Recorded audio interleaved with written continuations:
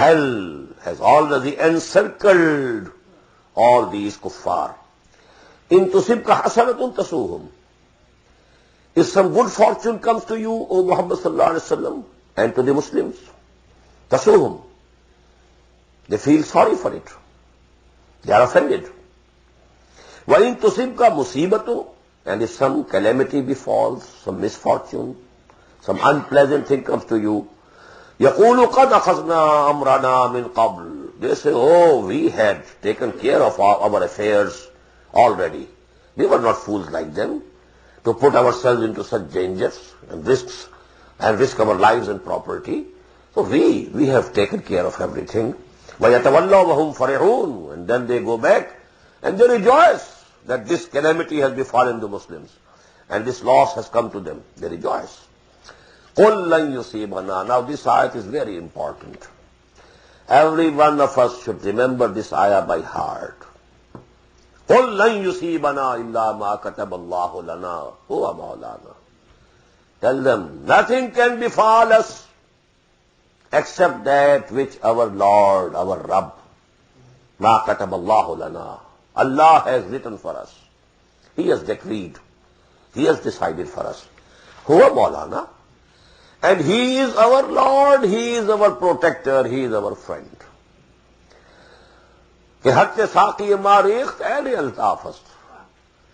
Whatever my friend, puts down in my glass, it's all His bounty. He knows better what is good for me. Whether victory is good for me or being killed in the way of Allah is better for me. So we just give ourselves to the will of Allah subhanahu wa ta'ala. This is called tafweezul amri ilallah. We give our affairs in the hands of Allah. وَفَوَّضُ أَمْرِي إِلَى اللَّهِ إِنَّ اللَّهَ بَصِيرٌ بِالْعِبَادِ. He very well knows, he is seeing what are my conditions. Whatever He decides is good for me. قُلْ لَنْ يُصِيبَنَا إِلَّا مَا كَتَبَ اللَّهُ لَنَا هُوَ مَوْلَانَا وَعَلَى اللَّهِ فَلْيَتَوَكَّلِ الْمُؤْمِنُونَ. And the believers must put their whole faith and trust in Allah. قُلْ هَلْ تَرَبَّصُونَ بِنَا إِلَّا إِحْدَى الْحُسْنَيَيْنِ. Another ayah. These two ayat are very important for every Muslim, especially a person who has this dynamic concept of deen and who has decided to devote his life for this jihad and for this struggle to establish the deen of Allah.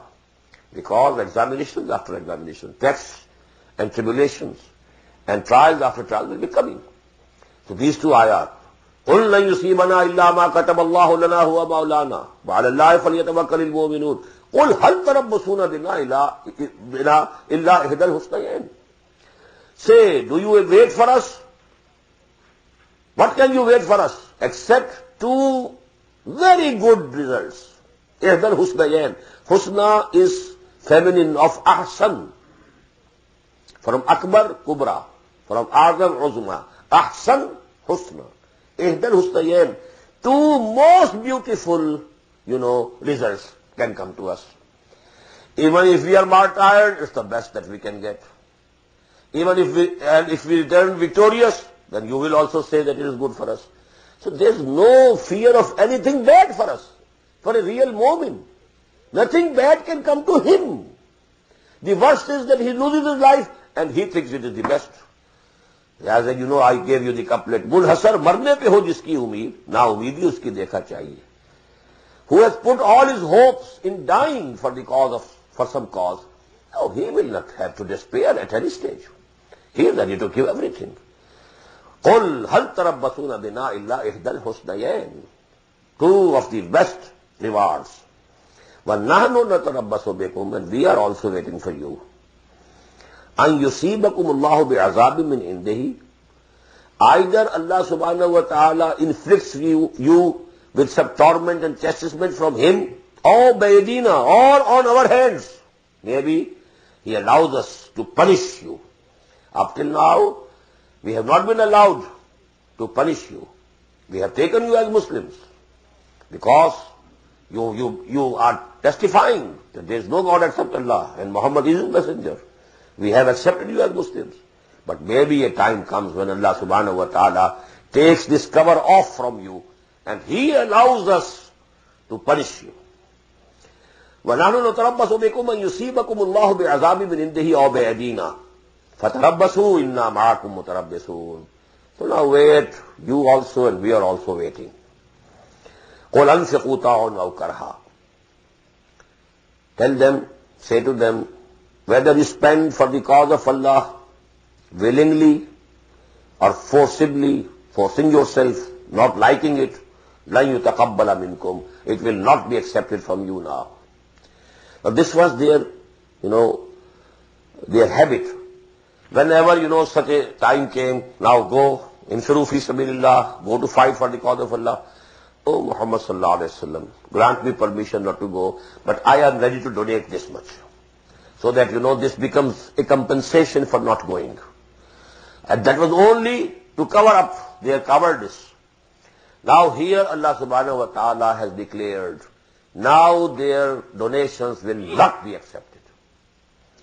قُلْ أَنْفِقُوا طَاعًا أَوْ كَرْهًا لَن يُتَقَبَّلَ مِنْكُمْ إِنَّكُمْ كُنْتُمْ قَوْمًا فَاسِقِينَ. Now you have really transgressed and you have just joined, really and actually joined the transgressors. وَمَا مَنَعُوا أَن تُقْبَلَ مِنْهُمْ نَفَقَاتُهُمْ. And there is nothing that prevents that their donations may be accepted, إِلَّا أَنَّهُمْ كَفَرُوا بِاللَّهِ. But the reason is that they have done kufr with Allah. Although they claim to be Muslims, but now their nifaq has reached that level that actually all iman has gone from them. It's only a veneer. The termite, when it eats the wood, it leaves a veneer intact, so that people who own the house, they don't know that the whole wood has been eaten away. They leave that veneer intact. So wise are they. In the same way, this veneer of legal Islam was intact. But from within, the whole of Iman had gone. So really, they were now kafirs, although legally they had the cover of Islam. وَمَا مَنَعَهُمْ أَن تُقْبَلَ مِنْهُمْ نَفَقَاتُهُمْ إِلَّا أَنَّهُمْ كَفَرُوا بِاللَّهِ وَبِرَسُولِهِ. They have already committed kufr and rejected Allah as well as His Messenger. وَلَا يَأْتُونَ الصَّلَاةَ إِلَّا وَهُمْ كُسَالَى.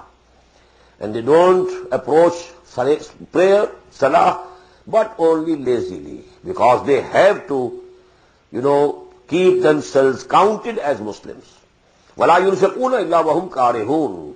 And they don't spend anything, they don't donate anything, except unwillingly, not from their own hearts, not willingly.